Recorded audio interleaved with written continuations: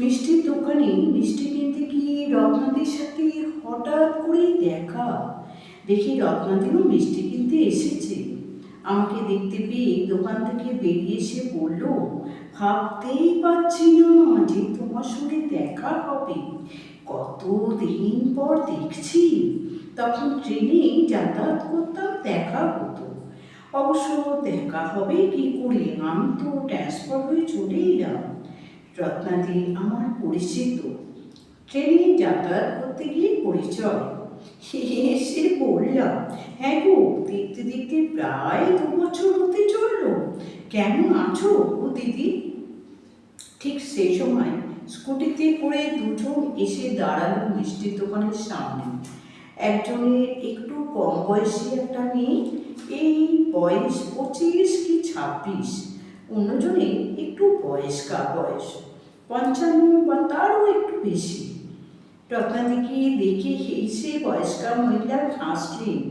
বোঝাই গেল রত্নাদির পরিচিত। ওনারা মিষ্টির দোকানে ঢুকলেন। আমি রত্নাদির সঙ্গে কথা বলছি তখনও। কিছুক্ষণ পরই ওই ভদ্রমহিলা বাইরে বেরিয়ে এসে রত্নাদির সামনে দাঁড়াতেই রত্নাদি জিজ্ঞাসা করলো, মেয়েটি কে গো? তোমার ছেলের বউ মনে হচ্ছে। ভদ্রমহিলা হেসে বললেন, হ্যাঁ, বাড়িতে আজ গেস্ট আসার কথা আছে, তাই তো মিষ্টি নেব বলে এসেছি। আমি একাই আসছিলাম জানো। তারপর টুসি বলল, আমি তো বেরোবো, তুমি আমার স্কুটিতে চেপে চলো। রত্নাদি কিছুক্ষণ চোখ থেকে বলল, বৌমা চাকরি করে নাকি? হ্যাঁ, চাকরি করে। তা বেশ ভালো, হ্যাঁ, মেয়েদের চাকরি করাটা ভালো।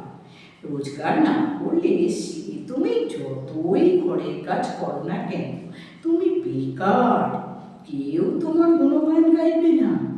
আমিও মনে মনে চাইতাম আমার ছেলের বউটাও যেন এমন চাকরি করে। টুসি চাকরি করে দেখে আমার ভালো লাগে। তাই কথাগুলো বলতে বলতে টুসি মানে ভদ্রমহিলার বৌমা দোকান থেকে বেরিয়ে এসে মিষ্টির প্যাকেট দুটি ভদ্রমহিলার হাতে ধরিয়ে দিয়ে বলল, তুমি তাহলে টোটোয় চেপে চলে যেও, বেশি দেরি করো না কিন্তু। ভদ্রমহিলা মিষ্টির প্যাকেটগুলো হাতে নিয়ে বলল, তুইও সাবধানে যাস। টুসি স্কুটিতে স্টার্ট দিয়ে বলল, কাকিমা আসছি বলেই বেরিয়ে গেল। আমি পাশেই দাঁড়িয়েছিলাম। ওই ভদ্রমহিলার সাথে রত্নাদি কথোপকথন শুনছিলাম। ওই ভদ্রমহিলা টুসি চলে যেতেই রত্নাদি ভ্রু কুঁচকে জিজ্ঞাসা করলো, তোমার বৌমা তোমাকে কাকিমা বলে ডাকে? ভদ্রমহিলা তখন হাসলেন, বললেন, বিয়ের পর টুসি যখন আমাদের বাড়িতে এলো, আমি তখন ওকে বলে দিয়েছিলাম, তুই আমাকে কাকিমা বলেই ডাকবি, আর তোমার দাদাকে কাকু বলে বলবে। রত্নাদেবী বলল, এম কাকিমা কেন? শাশুড়ি মানে তো মা। ভদ্রমহিলা আস্তে আস্তে বললেন, শাশুড়ি মানে মা নয়, বরং মায়ের মতো। সেই মা ডেকে নাম খারাপ করার কি দরকার বলো তো? মা একজনই হয়, সে বকলেও মা, শাসন করলেও মা, মানলেও মা, একজনই হয়। মা যা পারে শাশুড়ি তা পারে না। দম করে 25 বছর বয়সে এসে একটা মা মা বলে ডাকতে শুরু করে দিল বলেই আমি মা হয়ে যেতে পারবো না। কথাগুলো রত্নাদির ঠিক পছন্দ হলো না। বলল, তবু কাকিমা ডাকতে কেমন লাগে না শুনতে? শাশুড়িকে মা বলে ডাকাই কিন্তু ভালো। ভদ্রমহিলা বললেন, সব কিছু অত সহজ নয়। আমারও তো মেয়ে আছে। আমি আমার মেয়ের জন্য যতটা ভাবি, যতটা করি, সেটা নিয়ে নিজের মেয়ে বলেই করি। নিজের মেয়ের মতো সবটুকু দিয়ে বৌমার জন্য করি না, সেটা তো সম্ভবও নয়। ছেলের বউকে মেয়ে বানানো এত সহজ নয়। তাই বৌমাকে কারোর কাছে নিজের মেয়ে বলে আদিক্ষেতাও করি না। বৌমা ভালোই জানে ইনি আমার শাশুড়ি, নিজের মা নয়। আর আমিও জানি ও আমার ছেলের বউ, মেয়ে নয়।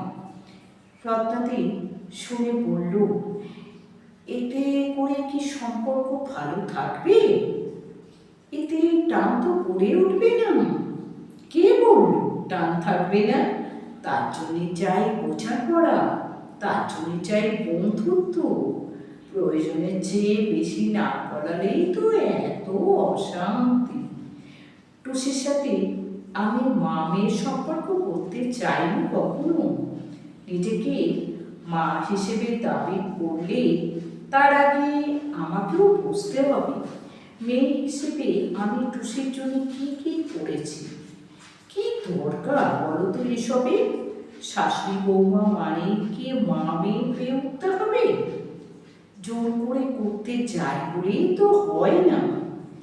আমরা তো কেউ ছোট নই, বয়স বেড়েছে আমাদেরও। মাটি নরম থাকলে যা খুশি করে নেওয়া যায়। শক্ত মাটি নিয়ে নতুন কিছু করা যায় যদি, সেটা হলো বন্ধুত্ব। টুসি আর আমি যতটা শাশুড়ি বৌমা, তার থেকে অনেক বেশি বন্ধু। বোঝাপড়া বন্ধুত্ব না থাকলে সে কাকিমাই বলুক আর মা বলে ডাকুক, সে সম্পর্ক বন্ধুত্ব বেশি দিন টেকে না। ভদ্রমহিলা কথাগুলো মন দিয়ে শুনছিলাম। ঠিকই তো, সম্পর্কে শুধু যদি বন্ধুত্ব দিয়ে করা হয় তাহলে সেই বন্ধন হবে মজবুত। শাশুড়ি বৌমার প্রতিদ্বন্দ্বিতা নয়। এখানে যা দেখলাম তা হলো একে অপরের সহযোগিতা আর অনেকটা ভালোবাসা। তাতেই সম্পর্ক এত মধুর। কলমে সরজিৎ ঘোষ।